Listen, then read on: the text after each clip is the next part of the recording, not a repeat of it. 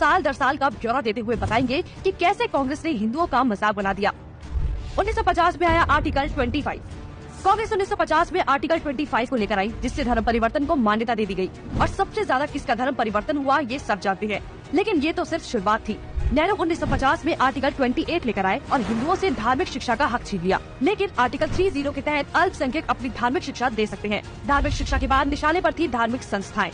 1951 में HRCE act, 1951 में Hindu religious and charitable endowment act लेकर आए। उन्होंने कारण दिया कि बड़े मंदिरों का रखरखाव सही से हो सके, लेकिन इसकी आड़ में कब्जे कर लिए, जिसके तहत भारत में मौजूद बड़े बड़े मंदिरों का प्रबंध सरकार ने अपने हाथों में ले लिया और मनमाने ढंग से इनकी संपत्ति का दुरुपयोग किया। और ये सिर्फ हिंदुओं के मंदिर पर लागू था, बाकी धर्मों या धार्मिक स्थल पर लागू नहीं था। 1956 में हिंदू कोड बिल आया।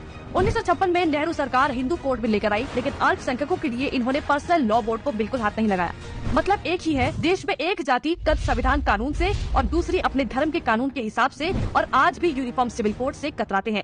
कांग्रेस ने लगाई आरक्षण की आग। कांग्रेस आरक्षण लेकर आई, जिससे हिंदुओं को बांटने का काम किया गया, जिससे सबसे बड़ा नुकसान हिंदुओं को हुआ। आरक्षण की देश में जरूरत थी, लेकिन मक्कार कांग्रेसी इस योजना को 10 साल लागू करने की बजाय इसे बढ़ाते चले गए और न ही इससे लोगों को सशक्त बना पाए, जबकि लोगों को इसकी लत लगा दी गई। इंदिरा का कार्यकाल। साल 1976 में इमरजेंसी के दौरान ही इंदिरा ने संविधान में सेक्युलर शब्द को जबरदस्ती घुसा दिया, जिसको लेकर संसद में कोई चर्चा तक नहीं हुई। मतलब कि हिंदू बहुसंख्यक होते हुए भी भारत हिंदू देश नहीं कहलाया जा सकता, जबकि आप हमारे आसपास देखेंगे तो सभी मजहबी देश है, लेकिन हिंदुओं के लिए कोई देश नहीं बचा। इसके बाद हिंदुओं के कानूनी अधिकार और इतिहास निशाने पर थे। 1991 में पूजा स्थल कानून।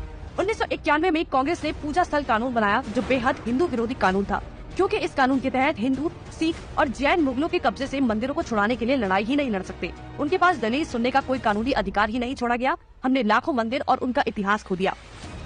1992 माइनॉरिटी कमीशन एक्ट। कांग्रेस ने अल्पसंख्यक आयोग अधिनियम बनाने के बाद अल्पसंख्यक आयोग बना दिया। ऐसा करके कांग्रेस ने धर्म विशेष के लोगों को स्पेशल दर्जा तो दिया ही, हिंदुओं को बांट दिया, जिसके तहत सरकार की हर योजना का सबसे ज्यादा फायदा धर्म विशेष के लोगों को ही मिलता है, जिससे कांग्रेस ने सांप को भी मार दिया और लाठी को भी नहीं टूटने दिया।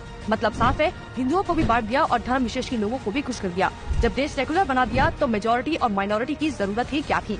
1995 में वक्फ बोर्ड कानून। 1995 में वक्फ बोर्ड कानून बनाकर कांग्रेस ने एक और महापाप किया। वक्फ बोर्ड को असीमित शक्ति दे दी गई। आज स्थिति ये है कि वक्फ बोर्ड किसी भी संपत्ति पर दावा कर दे तो कोर्ट से भी कोई मदद नहीं मिलेगी। रेलवे और रक्षा के बाद संपत्ति के मामले में वक्फ बोर्ड देश में तीसरे स्थान पर पहुंच गया है। अब सिर्फ एक आखिरी बार बचा था, वो बार था राम सेतु एफिडेविट। राम सेतु एफिडेविट बनाया।